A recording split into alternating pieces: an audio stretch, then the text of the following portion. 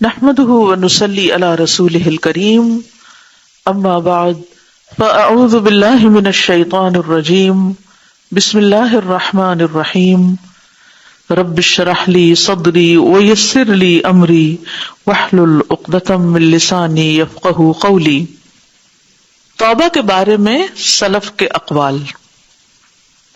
سلف کہتے ہیں پریویس پائس پریڈیسیسرز کو، جو پچھلے دور میں گزرے نیک لوگ، علماء وغیرہ۔ علماء سلف کی کچھ خوبصورت عبارتیں ہیں، تحریریں ہیں اور روشنیاں ہیں خوشبودار، جو توبہ کے عظیم مقام کو بتاتی ہیں کہ توبہ کتنی بڑی چیز ہے۔ وہ اقوال یا وہ عبارتیں ابھارتی ہیں ان راستوں پر چلنے کے لیے، یعنی توبہ کے راستے پہ چلنے کے لیے۔ اور ان اقوال میں سے ہے نمبر 1، عمر بن خطاب رضی اللہ عنہ کا قول، بیٹھو توبہ کرنے والوں کے ساتھ، کیونکہ وہ لوگوں میں سب سے زیادہ نرم دل ہوتے ہیں۔ یعنی گناہ کرنے کے بعد، غلطی کرنے کے بعد جب انہیں شرمندگی ہوتی ہے اور حسرت ہوتی ہے اور ان کو تکلیف ہوتی ہے تو ان کے دل ٹوٹے ہوئے ہوتے ہیں۔ وہ ٹوٹنا کس طرح؟ ایک تو دل اس لیے ٹوٹتا ہے کہ جو گناہ کا کام وہ کر رہے تھے اس میں انہیں مزہ آ رہا تھا، کسی چیز کے ساتھ وہ اٹیچڈ تھے تو انہوں نے اس چیز کو چھوڑ دیا۔ تو کسی بھی چیز کی جدائی، چاہے وہ اچھی ہو یا بری ہو، وہ دل پہ بڑی گراں ہوتی ہے۔ مثلاً کسی نے اپنا حرام ریلیشن شپ چھوڑ دیا اللہ سے ڈر کے کہ نہیں، میرے رب کو پسند نہیں، میں یہ غلط کام نہیں کروں گا۔ اب اس سے ڈیٹیچ ہونا بہت تکلیف دہ مرحلہ ہوتا ہے۔ وہ ڈیٹیچ ہو گیا، پھر اب وہ غلط کام تو چھوڑ دیا، لیکن اب اگلا مرحلہ کیا ہے کہ دل پہ جو شرمندگی ہے، جو ندامت ہے اور جو اللہ کا ڈر اور خوف ہے، اس نے اور بھی دل کو نرم کر دیا، توڑ دیا۔ تو وہ ٹوٹا ہوا دل اور اچھی طرح کرش ہوا اس سارے پروسیس میں۔ لہذا جو شخص سچی توبہ کرتا ہے، اپنے گناہوں پہ شرمندہ ہوتا ہے، اس کا دل بہت نرم ہوتا ہے۔ تو عمر بن خطاب کہتے ہیں کہ ایسے لوگوں کے پاس بیٹھو، کیونکہ ان کی باتیں پھر تمہارا دل بھی نرم کریں گی، تمہارے اندر بھی وہ احساس ہوگا کہ اگر اس نے توبہ کی ہے تو میں کیوں نہ کروں۔ ان کے دل لوگوں میں سے سب سے زیادہ نرم ہوتے ہیں، رقیق ہوتے ہیں۔ نمبر 2، علی بن ابی طالب رضی اللہ عنہ کا قول ہے، تعجب ہے، حیرت ہے اس کے لیے جو ہلاک ہو جائے حالانکہ اس کے پاس لائف سپورٹ ہے، نجات ہے، یعنی بچنے کا راستہ بھی ہے، پھر بھی وہ ہلاک ہو رہا ہے۔ یہ تو بڑی عجیب بات ہے۔ کہہ لیں گے وہ کیا ہے؟ توبہ اور استغفار۔ توبہ استغفار جو ہیں یہ انسان کو آخرت کی ہلاکت سے بچانے والی چیزیں۔ کوئی اگر توبہ استغفار نہیں کرتا اور گناہوں میں ڈوبتے ہوئے مر جاتا ہے تو اس نے تو اپنے آپ کو خود ہلاک کیا ہے، اپنا نقصان خود کیا ہے۔ تو آپ دیکھیے کہ اس سے انسان کو کتنی تسلی ہو جاتی ہے کہ ڈرنے کی ضرورت نہیں، خوف کھانے کی نہیں، کیونکہ ورنہ انسان اپنے گناہوں کی اثرات کی شرمندگی اور ندامت میں اس طرح گھلا مرا جاتا ہے کہ اس سے آئندہ اور بھی کوئی نیکی کا کام نہیں ہو پاتا، کیونکہ وہ ہر وقت ایک ڈپریشن میں ہے کہ میں تو بہت برا ہوں، میں بہت لو سیلف اسٹیم ہو جاتا، میں کچھ بھی نہیں کر سکتا، پتہ نہیں میرا کیا بنے گا، مجھے معافی ملے گی کہ نہیں، میں کبھی ٹھیک ہوں گا کہ نہیں، کبھی کچھ اچھا کروں گے نہیں۔ یہ جو آپ جس پروسیس سے گزر رہے ہیں بذات خود، اتنے تکلیف دہ پروسیس سے، یہ ہی نجات کا ذریعہ ہے، یہ آپ کی پیوریفیکیشن ہو رہی ہے۔ آپ دیکھیے کہ گولڈ کو کس طرح پیوریفائی کیا جاتا ہے، مٹی میں ڈال کے۔ تو جب انسان توبہ کرتا ہے تو وہ دراصل میں بھٹی میں پڑتا ہے کچھ عرصہ، اور پھر اس کے بعد وہ دوسرے راستے کی طرف چلتا ہے۔ تو ایسی صورت میں انسان کو اپنے آپ کو صرف شرمندگی اور ریگریٹ سے گھلانا نہیں چاہیے، بلکہ جب یہ احساس ہونے لگے فوراً توبہ کرنا شروع کر دے کہ اللہ میں تیری طرف لوٹتا ہوں، میں تیرے قریب ہونا چاہتا ہوں، تو مجھے معاف کر دے اور مجھ سے اچھے اچھے کام کروا لے۔ اور جب انسان کو اچھے کاموں کا موقع مل جائے تو سمجھے اس کی توبہ قبول ہو گئی۔ یعنی توبہ کی قبولیت کی علامت کیا ہے کہ آپ اپنے پاسٹ سے ڈیٹیچ ہو گئے، الگ ہو گئے، غلط کام چھوڑ دیے، اور اب آپ کیا کر رہے ہیں؟ اچھے کاموں کے لیے آپ نے راستہ اختیار کر لیا، اب آپ نیکی کے راستے پہ چل پڑے۔ جب آپ نیکی کے راستے پہ چل پڑے تو بس پھر آپ سمجھیں کہ آپ نجات کے راستے پہ آ گئے ہیں، آپ بچ گئے ہیں، اور اب آپ اللہ کے قریب پہنچ جائیں گے انشاءاللہ۔ نمبر 3، احمد بن عاصم انطاکی کا قول ہے، انطاکیہ ایک جگہ ہے ترکی میں، تو وہاں کے رہنے والے ہیں یہ ٹھنڈی غنیمت ہے، یعنی یہ تو بہت ہی قیمتی چیز ہے. جس نے اصلاح کر دی اس کی جو باقی ہے، یعنی باقی زندگی کو ٹھیک کر دیا اس توبہ نے، بخش دے گا تجھے ان معاملوں میں جو گزر چکے. یعنی توبہ کے ذریعے تمہاری پچھلی زندگی کی معافی ہو جائے گی اور اگلی زندگی کی اصلاح ہو جائے گی، اگلی زندگی مزید نیکیوں میں گزرنے لگے گی. نمبر 4، سعید بن مسیب کا کہنا ہے اللہ سبحانہ تعالی نے ایک آیت اتاری کہ بے شک وہ پلٹنے والوں کے لیے بہت غفور الرحیم ہے. یہ کس شخص کے بارے میں آیت اتری ہے؟ یہ وہ شخص ہے جو گناہ کرتا ہے، پھر توبہ کرتا ہے، پھر گناہ کر بیٹھتا ہے، پھر توبہ کرتا ہے. کیونکہ ہوتا یہ ہے کہ انسان بڑی مشکل سے گناہ کو چھوڑتا ہے اور اس سے باہر نکلتا ہے. اپنی پرانی عادتوں کو توڑنا چھوڑنا بہت مشکل کام ہے، بہت مشکل ہوتا ہے عادتیں بدلنا. تو اب ایک شخص اتنی تکلیف سے گزر کر اپنی ایک عادت اس نے بدلی اور وہ نیکی کے کام کرنے لگا، پھر کسی وقت ریلیپس ہو گیا اور کسی وقت پھر اسی رستے سے گزرا اور پھر پھسل گیا. اب اس کو پھر شرمندگی شروع ہوئی کہ میرا تو کوئی ارادہ نہیں تھا کہ میں یہ غلط کام دوبارہ کروں گا، اس کا خیال بھی مجھے کیوں آیا. یہ ایون وہ اپنے دل میں اس گناہ کی اگر لذت محسوس کرتا ہے تو اس پر بھی اس کو پریشانی ہوتی ہے کہ میں نے تو ایک غلط چیز چھوڑ دی. ویسے کوئی بھی نشہ چھوڑ دیا، تب آپ دیکھیے کہ نشے کا ایک پلیزر ہوتا ہے، اس کو انسان صرف اگر امیجن بھی کر لے نا تو وہ پلیزر اس کو پھر ملنے لگتا ہے.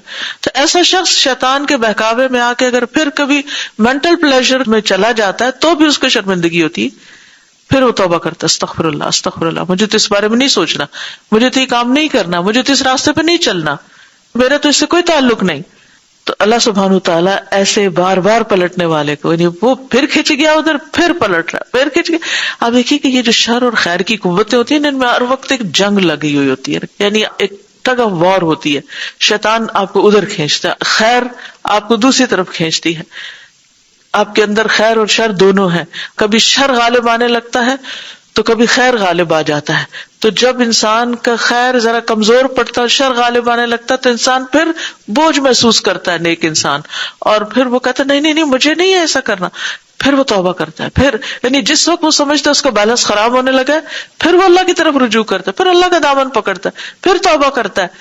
تو اللہ تعالیٰ کو یہ کوشش بڑی پسند ہے، اللہ تعالیٰ اس کوشش پر بھی بخش دیتا ہے. یہ اواب شخص ہوتا ہے جو اپنے آپ کو پل کرتا رہتا ہے اور نیکی کے رستے پر چلتا ہے. ایک شخص جس کو بچپن سے اچھی عادتیں ہیں، جس کو اچھا ماحول مل گیا، جس کے لیے کچھ مشکل نہیں، جس کو ساتھی ہیں بہت سے سپورٹ کرنے والے، گھر باہر سے اس کی مدد ہے کہ وہ اس کو نیکی کے رستے پہ چلنے کے لیے ایک ماحول دیتے ہیں، اس کے لیے نیکی کے اوپر چلنا اتنا مشکل نہیں. لیکن ایک وہ شخص ہے جو بالکل ایک اپوزٹ ماحول میں رہتا ہے اور ہر وقت اس کو شر کی طرف کھینچنے والے بہت ہیں، اور پھر وہ اسٹرگل کر کے نیکی کے رستے پہ چلتا ہے. تو یہ بار بار پھسل کے اٹھنے والا جو ہے اور اللہ کی طرف پھر چل پڑنے والا، یہ اللہ کو بڑا پسند ہے.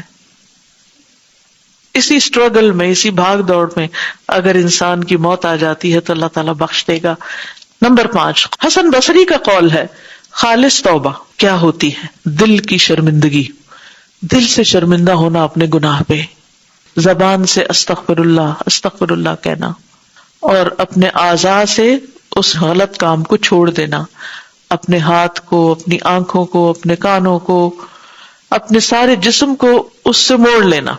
یعنی مثلاً اگر کسی کو فون پر کوئی ایسی باتیں کرنے کی عادت تھی، یا کچھ میسجنگ یا چیٹنگ کی بری عادت تھی، یا کوئی فضول چیزیں دیکھنے کی ایڈکشن میں تھا جیسے پورنوگرافی، مختلف لوگوں کے مختلف مسائل ہوتے ہیں نا، چھپ کے گناہ کرتے رہتے ہیں، اور جو گناہ سامنے ہوتا ہے نا تو لوگ بھی اس میں پکڑتے ہیں، لیکن کچھ گناہ ایسے ہوتے ہیں جو عین قریب گھر والوں کو بھی نہیں پتا ہوتے، صرف اللہ ہی جانتا ہے کہ وہ گناہ ہے.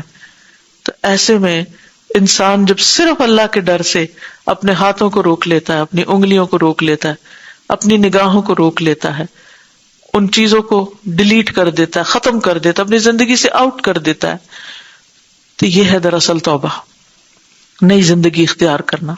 اور دل میں یہ بات رکھنا کہ میں کبھی واپس نہیں جاؤں گا اس راستے پر، آج کے بعد مجھے کبھی اس راستے پہ نہیں جانا، مجھے کبھی اس شخص سے کانٹیکٹ نہیں کرنا، مجھے کبھی اس شخص کے ساتھ باہر نہیں جانا، میں یہ راستہ نہیں اختیار کروں, مجھے ایسے دوستوں سے نہیں ملنا کہ جو مجھے حرام کاموں کی طرف لے جائیں, وغیرہ وغیرہ. جو بھی جس کسی کا مسئلہ ہر کوئی اس کو سوچ سکتا ہے, چھوٹا گناہ ہے یا بڑا گناہ ہے.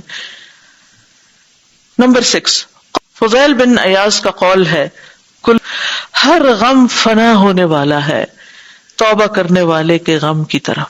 یعنی توبہ کرنے والے کے اندر جو غم ہوتا ہے, جو ریگریٹس ہوتی ہیں, جو شرمندگی ہوتی ہے, جو تکلیف ہوتی ہے, جو ڈپریشن ہوتا ہے, جو پریشانی ہوتی ہے, اس کے مقابلے میں کوئی غم ہی نہیں ہوتا. باقی سارے غم چھوٹے ہیں اس غم کے مقابلے میں, کیونکہ اس میں انسان کی حالت غیر ہوتی ہے. ربیع بن خثیم کہتے ہیں, کیا تم جانتے ہو کہ بیماری اور دوا اور شفا کیا ہوتی ہے؟ کہنے لگے نہیں, ہمیں نہیں معلوم. قال الداء الذنوب, کہا کہ بیماری تو گناہ ہے, اور دوا استغفار کرنا, اور شفا کہ تم توبہ کر لو پھر تم کبھی واپس نہ لوٹو. یعنی گناہ بیماری ہے, استغفار دوا ہے, اور توبہ شفا ہے. نمبر 8, طلق بن حبیب کا قول ہے, بے شک اللہ کے حقوق زیادہ بڑے ہیں اس سے کہ بندہ ان کو قائم کر سکے, تو وہ صبح کرتے ہیں توبہ کرتے ہوئے اور شام کرتے ہیں توبہ کرتے ہوئے. یعنی ہم سب جانتے ہیں کہ اللہ کا حق ادا کرنا بہت مشکل کام ہے, تو جب ہم حق میں کوتاہی کر رہے ہیں تو پھر کیا ہے اس کی کمی, اس کوتاہی کو کیسے پورا کیا جائے گا؟ توبہ کے ذریعے. کہ انسان پھر صبح و شام توبہ کرے, ایسے میں انسان کو اپنی نیکی پہ کبھی غرور نہیں ہوگا پھر کہ میں بہت نیک ہوں, کیونکہ اس کو یہ احساس ہے کہ حق تو یہ کہ حق ادا نہ ہوا. نمبر 9, شقیق بلخی کا قول ہے, توبہ کی علامت کیا ہے؟ رونا اس پر جو گزر گیا, اور اس بات سے ڈرنا کہ گناہ ہمیں نہ پڑ جائیں, اور برے دوستوں کو چھوڑنا, اور نیک لوگوں کے ساتھ لگ جانا. ملازمت یعنی ملازمت اسی کا نام ہے نا کہ ساتھ ساتھ رہنا, ان کی کمپنی اختیار کرنا. تو توبہ کس طرح ہوتی ہے, علامتیں کیا ہے؟ جو توبہ کرتا ہے اس کی سمٹمز کیا ہے؟ نمبر 1, رونا دھونا, کس چیز پر؟ جو پیچھے گزر گیا. نمبر 2, اس بات کا خوف کہ پھر نہ کر بیٹھے, یہ ڈر لگا رہے کہ دوبارہ نہ پلٹ جاؤں. نمبر 3, بری کمپنی کو چھوڑ دینا, برے دوستوں کو چھوڑ دینا, یا اس جگہ کو چھوڑ دینا, اس کام کو چھوڑ دینا جہاں انسان اس مصیبت میں پڑتا ہے. اور یہ سب کچھ کس طرح پاسبل ہے؟ جب آپ اپنی کمپنی چینج کریں, نیک لوگوں کے ساتھ جڑ کے رہنا, چمٹ جانا. نمبر 10, ابو علی روزہ کہتے ہیں, یہ بات دھوکے میں سے کہ تم برا کرو پھر تم سے اچھا کیا جائے, پھر تم چھوڑ دو توبہ کو یہ خیال کرتے ہوئے اس وہم میں مبتلا ہو کر کہ چھوٹی موٹی غلطیوں میں تمہیں معافی دے دی جائے گی, یعنی تمہاری معافی ہو جائے گی چھوٹی چھوٹی سلپس میں اور پھسلنے میں اور غلطیوں میں, یہ تو چھوٹی سی چیز ہے, خیر ہے خیر ہے, کرتے کرتے ہوئے انسان بہت دور جا پڑتا ہے. آپ دیکھیے کہ جب قدم پھسلتا ہے اور بعض اوقات پھسلنے سے آپ نے دیکھا گا کتنی شدید قسم کی انجریز ہوتی ہیں, تو آپ کا کیا خیال ہے کہ وہ بہت دور تک پھسل کے جاتے ہیں؟ تو ایسا ہوتا ہے بعض اوقات صرف چھوٹی سی سلپ بہت بڑی مصیبت کا سبب بن جاتی. ذرا سا آپ کا بیلنس ہی قائم نہیں رہتا اور گھٹنا ٹوسٹ ہو جاتا ہے, کئی دن آپ بستر پہ پڑ جاتے ہیں, کرچز پہ آ جاتے ہیں. تو بعض اوقات چھوٹی سی غلطی بھی انسان کو بہت دور تک خرابی میں لے جاتی ہے, اس لیے انسان کو پلٹتے رہنا چاہیے. تو اس دھوکے میں نہ پڑیں کہ ہم جو بھی کریں ہمارے ساتھ اچھا ہی ہوگا. نمبر 11, لقمان کا اپنے بیٹے سے کہنا, اے میرے بچے توبہ میں تاخیر نہ کرو کیونکہ موت تو اچانک آ جاتی ہے, توبہ میں دیر نہ کرو کیونکہ موت تو کسی بھی وقت آ سکتی ہے. نمبر 12, ابو بکر الواسطی کا قول ہے, آہستگی ہر چیز میں اچھی ہے سوائے 3 چیزوں کے, ٹیک یور ٹائم جیسے ہم کہتے ہیں نا, اور اس میں ان 3 میں سے ایک توبہ کا ذکر کیا گناہ کے وقت, یعنی ادھر گناہ ہو ادھر توبہ کر لے انسان ساتھ کے ساتھ فوراً. نمبر 13, ابراہیم بن ادہم کا قول ہے, جو توبہ کا ارادہ کرے اسے چاہیے کہ ظلم کرنے سے باہر نکل آئے, یعنی ایک دوسرے پر جو ظلم ہوئے ہیں ان سے معافی تلافی کر لے, اور چاہیے کہ چھوڑ دے لوگوں سے میل ملاپ, شر کے کاموں میں ان کا ساتھ نہ دے، ورنہ وہ نہ پا سکے گا جو وہ چاہتا ہے، وہ چیز حاصل نہیں کر سکے، یعنی توبہ نہیں ہو سکے گی. کیونکہ اگر لوگوں سے وہ ملتا رہا، جس کمپنی میں وہ غلط کام کرتا ہے، اگر پھر انہی سے جا دوبارہ ملا تو پھر وہ توبہ نہ ہوئی. نمبر 14 یحییٰ بن معاذ کا قول ہے، جس چیز نے لوگوں کو توبہ سے روک رکھا ہے وہ لمبی امیدیں ہیں، یہ کریں گے پھر وہ کریں گے پھر وہ کریں گے. اور تائب کی علامت آنسو کا بہنا ہے، آنسو بہانا ہے، تنہائی سے محبت ہونا، اپنی ذات کا محاسبہ کرنا ہر ارادے کے وقت، یعنی ہر غلط کام کا جب ارادہ وہ کرے تو فوراً اپنے آپ کو خود ہی چیک کر لے. اور حقیقت یہی ہے کہ انسان اس وقت تک صحیح توبہ نہیں کر سکتا جب تک خود اپنے آپ پہ چیک نہ رکھے. کوئی کسی کو کتنا پکڑ سکتا ہے اگر کوئی گرنا ہی چاہ رہا ہے. سبحانک اللہم و بحمدک، اشہد ان لا الہ الا انت، استغفرک و اتوب الیک. السلام علیکم و رحمۃ اللہ وبرکاتہ.